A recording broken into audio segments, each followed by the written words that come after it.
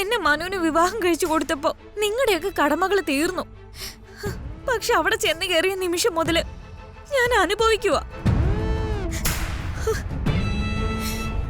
എന്തെങ്കിലും ഒരു നല്ല കാര്യമുണ്ടോ നമ്മുടെ കുടുംബത്തെ കുറിച്ച് പറയാൻ? ഏട്ടന്റെ അറസ്റ്റിനെ കുറിച്ച് അമ്മയും ബന്ധുക്കളൊക്കെ ചോദിക്കുമ്പോ തൊലി ഉരിഞ്ഞു പോവാ. അത് കഴിഞ്ഞ ഇപ്പൊ ഇത് ഒന്നും വേണ്ട. നിത്യേച്ചി ഹോസ്പിറ്റലിൽ അഡ്മിറ്റ് ചെയ്തിരുന്ന സമയത്ത് ഒന്ന് വിളിക്കാനുള്ള മര്യാദ അച്ഛനും അമ്മയോ കാണിച്ചിരുന്നെങ്കിൽ ഞാൻ അവരുടെ മുന്നിൽ നാണം കിട്ടി നിൽക്കത്തില്ലായിരുന്നു. നിത്യേച്ചി ഒരു കാര്യം ഉറപ്പിച്ചോ, ഞാൻ ഇനി മനുവിന്റെ വീട്ടിലേക്ക് തിരിച്ചു പോവില്ല. അയ്യോ മോളെ, തിരിച്ചു പോണമെങ്കിൽ ആദ്യം എന്റെ കൂടെ വേണം. പോലീസുകാരുടെ അന്വേഷണത്തിലേ ആദ്യം കണ്ടെത്തില്ലെന്ന് എനിക്ക് നന്നായി അറിയാം. എവിടെയാ കൊണ്ടുപോയി ഒളിപ്പിച്ചേക്കുന്നേ?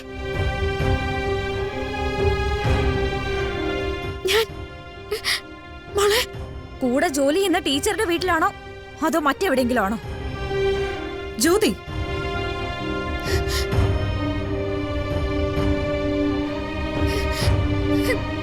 ഇവിടെ സുഖമില്ലാതിരിക്കുകയാണ്. ഇത്രയും ക്രൂരമായ ചോദ്യങ്ങൾ എങ്ങനെയാ നിനക്ക് ചോദിക്കാൻ പറ്റുന്നേ? ഞാൻ പിന്നെ എന്ത് ചോദിക്കണം? എനിക്ക് എന്റെ ഭർത്താവിന്റെ വീട്ടുകാരോട് വേണ്ട. ഭർത്താവിന്റെ വീട്ടുകാരുടെ കാര്യമൊന്നും നീ പറയണ്ട.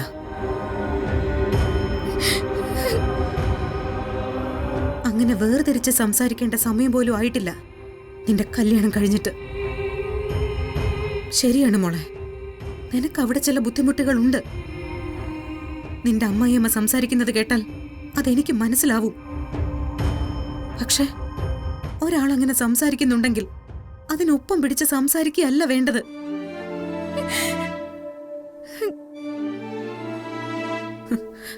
നിത്യം നിനക്ക് സംശയമാണല്ലേ? മോളിറങ്ങിപ്പോ, ഇറങ്ങിപ്പോ ഇവിടുന്ന്. അമ്മേ,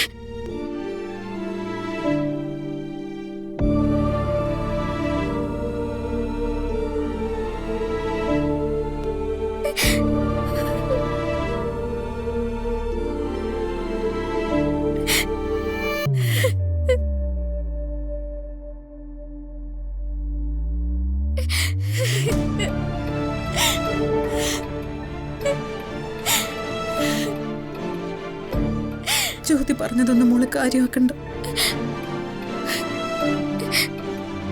പറഞ്ഞോട്ടെ അമ്മ, അവളുടെ വിഷമം അവള് നമ്മളോടല്ലാതെ വേറെ ആരോടാ പറയുന്ന? വിഷമം പറഞ്ഞോട്ടെ, പക്ഷെ അതിന് മോളെ പറയുന്ന എന്തിനാ? എല്ലാവർക്കും സംശയം എന്നെയല്ലേ അമ്മ?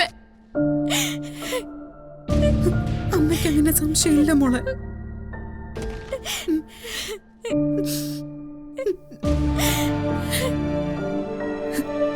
ഇതിനു മുൻപും പരീക്ഷണങ്ങളിൽ ഒരുപാട് പെട്ടില്ലേ?